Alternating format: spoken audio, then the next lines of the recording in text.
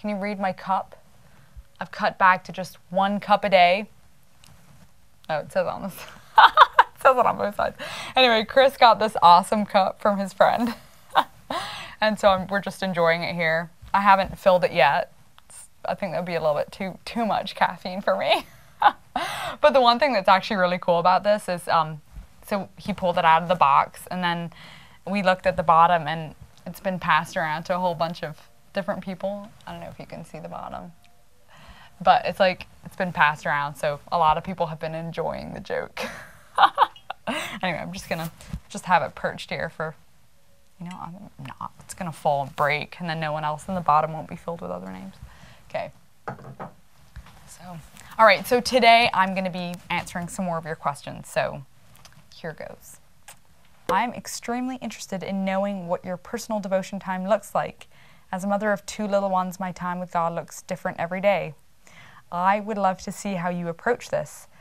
I think it's incredibly encouraging to see others diligently trying to be spirit-led individuals, and it seems that is the heart of the Bruderhof, at least from my peek inside. Okay, that's a great question because it's something that I have definitely thought a lot about and not struggled with, but definitely I'm working at. But some of you may have heard me reference Foundations of Our Faith and Calling, which is like a document of our core beliefs. And there's this really beautiful line in there that I really love in a section about the importance of living a personal relationship with Christ. And it goes like this. Each one of us has to find the right rhythm between silence and fellowship, that is, between encountering God in solitude or through community with others. And that's just a wonderful way of saying that for each person, their devotion will look different, but we should all be committed to doing it in some way. So for me, I love to get up early with my cup of coffee. And I pull out my Bible and just take some moments and then read with Chris, and then we'll pray together, and then we'll wake up our kids and start the day. So sometimes we do oversleep, which is always embarrassing. But we try. And another thing that I love is just even through the day, I'll walk along and I'll pray or sing in my head or sing out loud. I don't think devotions always has to be formal reading or kneeling in prayer. Also, I'll think, like, as I'm walking along or as I'm doing my work, I'll think about somebody who's having a hard time and even just a thought, and I'll think of them, and I think that's also like a form of prayer. And as I said before, we do a lot of singing, and that's also just a beautiful way to worship. So, and I love singing when I'm with my boys, so we do a lot of that. And there's also this, I'm just remembering this other quote that goes something like, when you, every time you kind of turn your heart up to God, it's like a prayer, or like even a sigh is a prayer. So all you moms who are sighing out there, that can be a prayer. Moms sigh a lot. That was a very big blanket statement, but. So the next question is, how are people with learning difficulties and disabilities such as autism dealt with in your community? What if they don't understand their religion? Okay, that's a really awesome question. So we definitely have people in our communities with learning disabilities and with autism. We definitely have people with cerebral palsy, Down syndrome, and other illnesses as well. And the short answer is that we do our best to have them as much a part of the community as they can, but then also to make sure that their needs are met, be it like medical, psychological, special education support, and so on. But thinking about this question made me remember my friend Iris, who lives in the Woodcrest community just a few miles from here. And Iris is in her 30s, and she has Down syndrome. And she's just a wonderful person to be around. Once, when I was back at a communal meeting in Woodcrest, of course this was back in the pre-COVID days, and someone was telling about something. They weren't trying to be funny, and then from the other side of the circle there was this loud guffaw, and it was Iris with her head like thrown back, just having a really good laugh, and of course everybody just had to join in because it's pretty contagious. Iris's mom died, I think it was 2 years ago, and her dad is pretty old. So she lives near him with a young married couple who have fully taken her into their family for meal times, weekends, and to help her out with daily activities to the extent she needs. During the day, different women from the Woodcrest community will be with her, like as her companion, in the community laundry, where she would like fold rags or do simple assembly in the workshop. And then I know she also loves doing arts and crafts projects, listening to music, and in good weather, her favorite activity is sing and swing, which is pretty much exactly what it sounds like, sitting on a swing and singing all her favorite songs.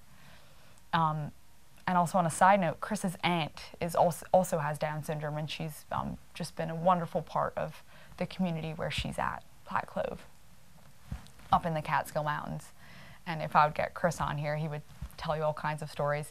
In fact, it's actually Branson's birthday soon, and she sent him a little present with a little mouse that she sewed.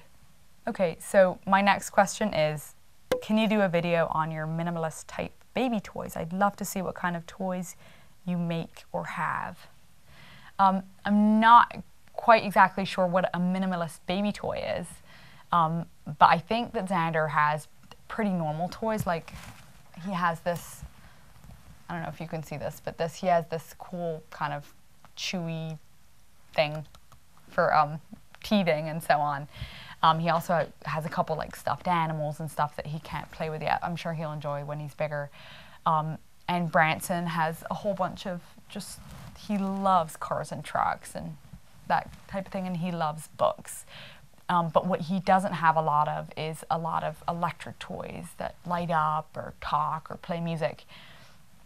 I'm pretty sure that Branson, he's our older son, if you haven't caught that yet, I'm sure he'd be totally taken by a toy like that, like one that made cool noises or asked him questions or flash color lights. But Chris and I feel pretty strongly about imaginative play, and take note that I married into a family of educators.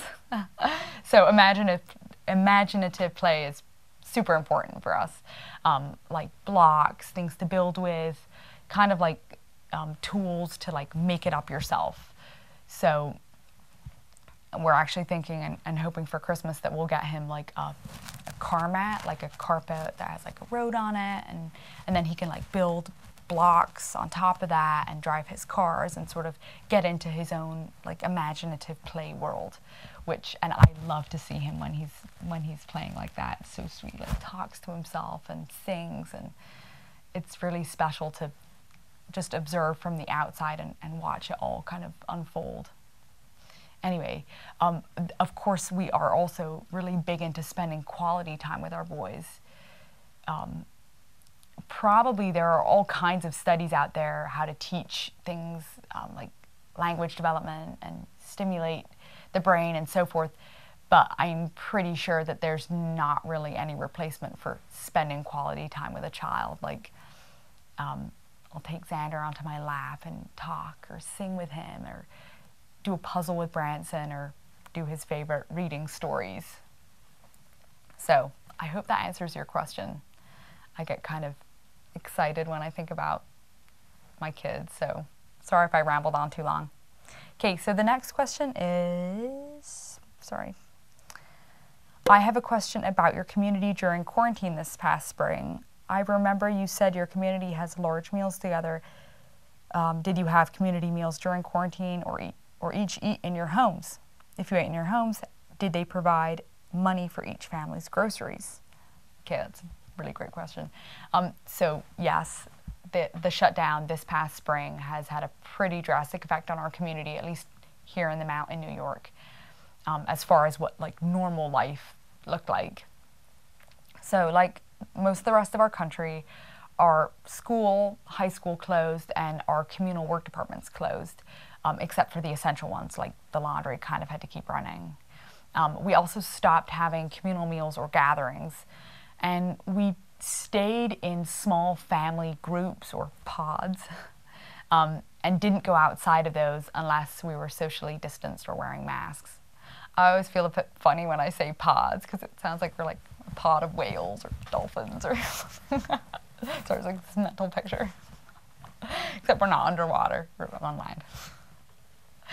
land. So, as I said before, in most cases, this meant you stuck with your immediate family or your pod and the people who you lived with right next door. For example, like a younger couple got together with like an older couple and they could help care for them and whatever. Meals were shared within each family, and you could pick up a hot lunch from a central area. And then we were provided with things like bread, eggs, milk, cheese, fruit, that kind of thing for the in-between times. Excuse me. So it was all pretty strange, and I remember thinking that this virus is really attacking everything I love about life and community, like getting together for meals or singing together with all the kids, or watching a little play the kids put on in the theater here, or just working side by side with other people in the communal kitchen. Or one thing I miss really greatly is visiting people we know in the local area, like our friends, traveling to another community to spend a Sunday with friends or relatives, and even just simply having the freedom to hang out with people without worrying about sickness and how close we are, like remembering your mask. I always forget. Luckily, Chris always has 2 in his back pocket. Okay, but then, sorry, going back to your question, as New York reopened this summer, we were slowly able to interact more, but we're still a long way from normal. Now, we're very fortunate, very lucky in many respects. Like, I didn't need to worry about losing my job for all those months when I was at home with Branson, and there wasn't the anxiety that so many others had about financial security. But I still can hardly wait for the day when this whole thing is over. And I do want to say to anyone and everyone out there who is struggling or feeling lonely and afraid or worried about what's going to happen next, I really hope that you feel encouraged to know that we're in this together and that somehow we'll get through. And I just want to say that my thoughts and prayers, and Chris's as well, are with you all who have lost loved ones from this virus and who are still struggling. So those are my thoughts on that. Okay, so looks like the last question here is, sorry, I'm just laughing because this is a kind of funny one. It's actually not a question, so I was done with my questions, but this is a comment. It says, "You look like a Byzantine icon." Oh, really?